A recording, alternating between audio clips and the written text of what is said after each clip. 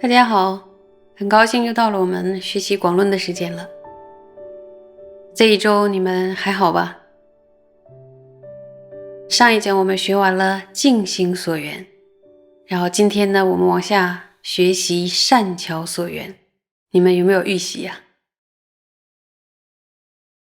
请大家把广论书打开到351页，然后看最后一行，看原文。善巧所缘亦有5种，为善巧蕴界处、缘起及处非处。那么解释一下呢，就是善巧所缘有5种，哪5种呢？就是善巧蕴界处、缘起以及处与非处。那仁波切在奢摩他的章节里边呢，有讲到关于业果的道理，尤其是要注意的。前面呢，在下士道的段落中呢，有讲了许多业果的道理，但是如果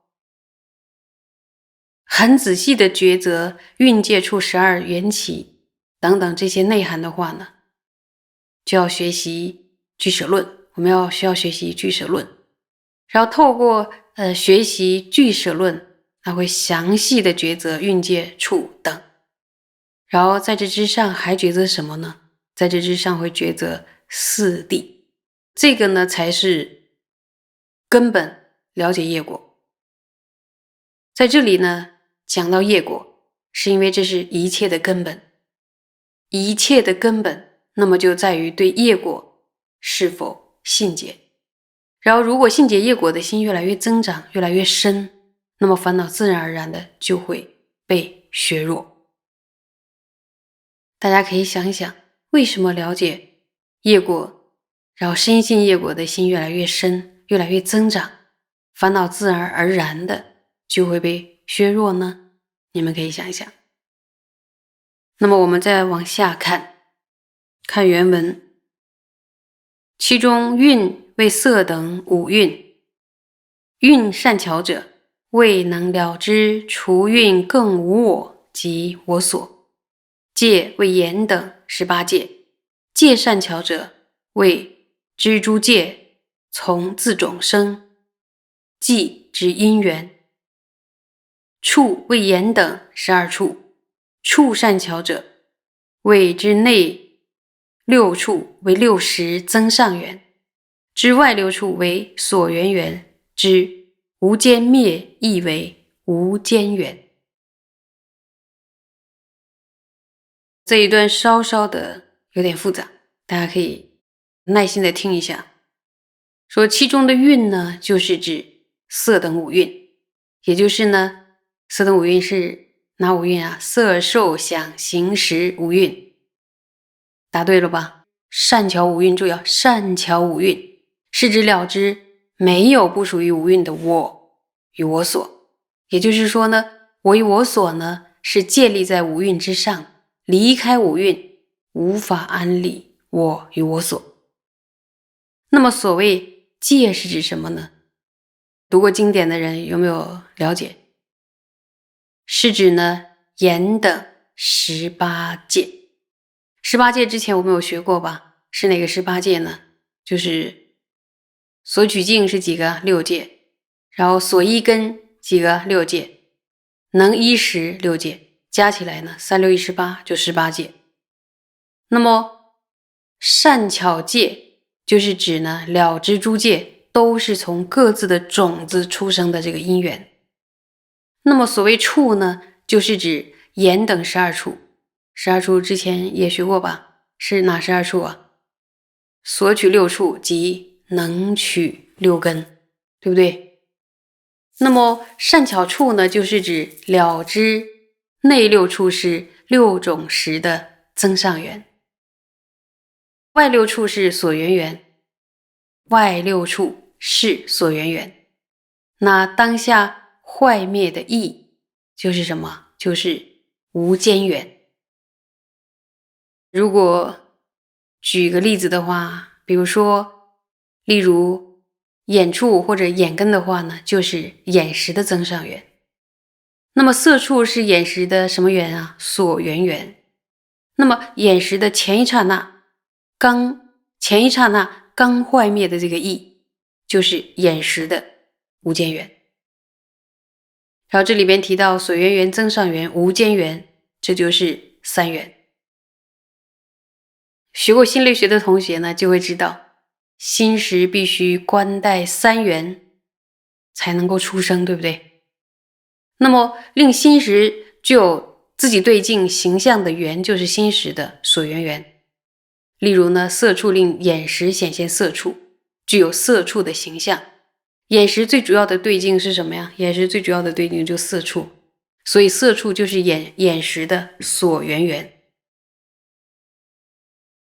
那么自主的出生心识的缘，就是心识的增上缘。这里的增上是什么意思？就是主要的意思。由于呢是自主出生心识的缘，所以又称为增上缘。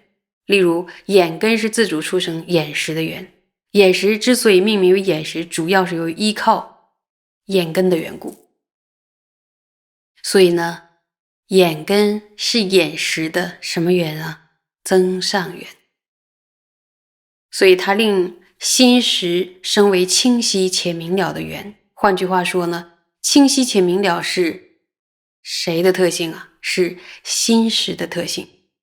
那么令心识具有心识特性的缘，就是什么？心识的无间缘。再举个例子的话，例如眼识的前一刹那的心识，就是眼识的无间缘，对不对？好，那我们接着再往下看。缘起谓十二有之，缘起善巧者，谓知缘起是无常性、苦性、无我性。处非处者，谓从善生可爱艺术，是名为处；从不善生可爱艺术，是非处等。处非处善巧者，即如是知，此即善巧缘起别相，其中差别由此能知个别之因。那么这一段在讲什么呢？说缘起就是指十二支分，善巧缘起呢，就是指了知缘起是无常、苦、无我。处与非处呢，是从因果的角度，从善业出生乐意的艺术是处，是合理的。那从不善出生乐意的艺术是非处，是不合理的。善巧处非处是指如此的了知，了知什么呀？了知从善业出生乐意的艺术是处，从不善出生乐意的艺术是非处。这是善巧缘起的别相。差别呢，在于善巧处非处能了知不同的因。善巧处非处呢，是善巧缘起的一部分。善巧缘起是总体的了知缘起是无常、苦、无我。善巧处非处呢，能了知不同的因。例如善因出生乐果是什么呀？是处。善因出生苦果是非处。那么在释迦合著里，禹王大师也解释说，善巧缘起就是指善巧总体的业感果的这样的道理。善巧处非处呢，是指从这样的业的差别会出生这样的果的差别，就从因到果的一个差别相。因此呢，善巧处非处是善巧缘起的别相，或者说是善巧缘起的一部分。我们接着再往下看，有找到书吧？又以此等作奢摩他所缘之时，位于运等所决定之取向，任持七心一门而转。那么以这些作为奢摩他的所缘的时候呢，是对于运等从所定解的一个直取向的角度而直持内心。那么直取向是什么呀？就是指直取的方式。这里的意思呢，就是呢，以运等作为奢摩他的所缘的时候，奢摩他是以一种直取的方式而直持内心的。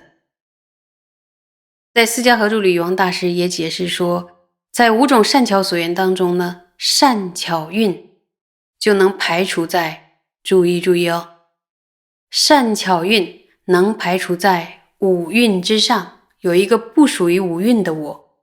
有人可能会想说，虽然在五蕴之中，五蕴中没有这样的我，但是在18界的因当中，是否有自主的我的时候呢？了知了眼等诸界只是从各自的种子出生，除此之外呢，没有其他内涵的我。有人可能还会想说，虽然在18界的因当中没有这样的我，但是在众缘当中是否有自主的我呢？万一这样想了呢？这个时候呢，透过眼等12处而了知三缘，进一步了知除此之外也没有其他内涵的我。那么再同样的，了知在12缘体中是无常，是无常，是苦，没有普的伽罗我，自性我。从善业和从善业和恶业出生乐果和苦果，除此之外呢，也没有其他内涵上的普的伽罗我了。了知这些内涵之后，要对于这些内涵直持内心，令我们的心安住在上面。到现在为止，我们又学完了善巧所缘。这一讲你们会不会觉得有点复杂，很多名词？但是呢，多了解一下，等到熟悉了之后就会轻松。说这是一个从不熟悉到熟悉，然后从不了解的很多，慢慢的不了解的都变成了解的，就变得轻松了。所以大家不要不为教理难学，因为不学教理，我们不知道从哪里修订。如果不知道从什么所缘去修订的话，我们又怎样走向解脱呢？没有一个直持无自性的这样的坚实有力的定的功夫，怎么样去斩断轮回呢？所以用这样学习的方式，思考的方式，然后就能够去对付死主，这是不是还是很轻松的方式呢？谢谢，今天就讲到这里，下周见。